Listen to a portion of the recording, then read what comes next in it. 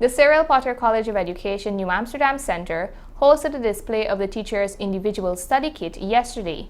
More in this report. The Cyril Potter College of Education New Amsterdam branch hosted a display session at the Berbice High School yesterday, July 20th, where students of the second year in nursery, primary, and secondary levels presented their individual study kits.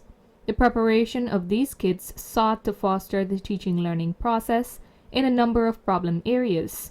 Ms. Bagmatila Cruz, the head of Center of CPCE New Amsterdam, provided an overview of the activity. The display today is basically the materials which they would use to teach that, they would have developed and used to teach that series of lessons, resulting in what we call the mini research, what would normally have been referred to as the individual study.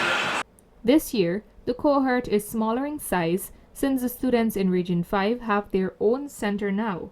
Nonetheless, the number is still impressive. In this cohort, we're expected to graduate 115 from the New Amsterdam Center.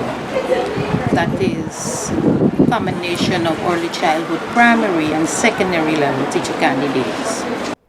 Ms. La Cruz is satisfied with the study kit displays for this year.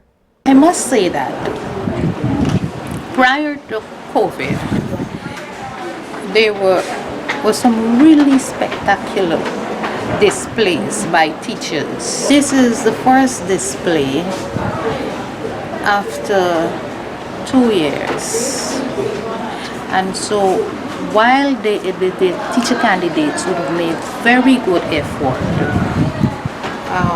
we are seeing a little too much during this time. I think we're seeing a little too much of the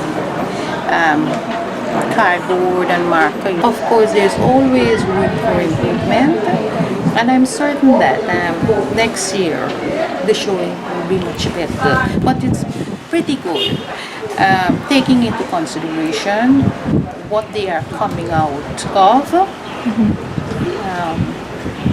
I'm quite satisfied.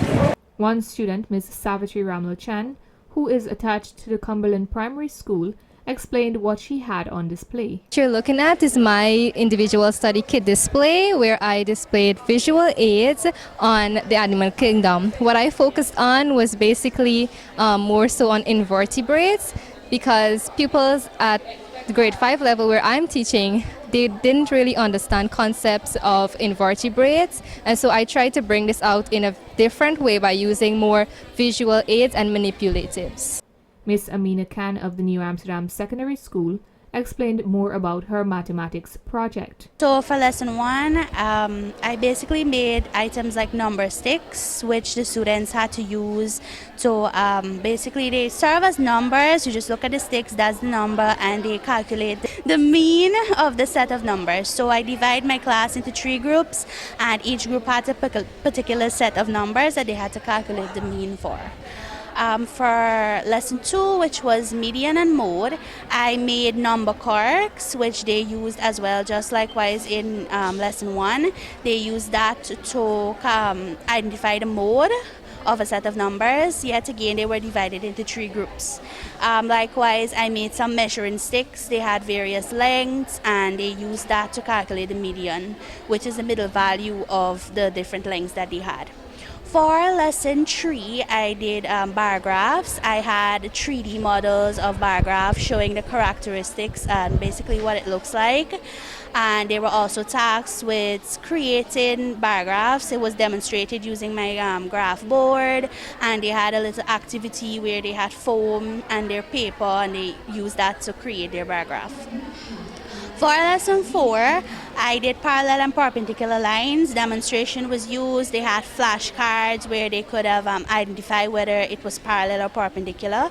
Posters were used for demonstration purposes as well.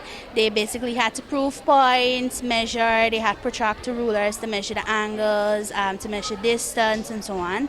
And they had various games that they had to play, and so on. The individual study kits included coverage of topics from different subject areas, in the nursery, primary, and secondary levels. Narima Ali, Channel 8 News.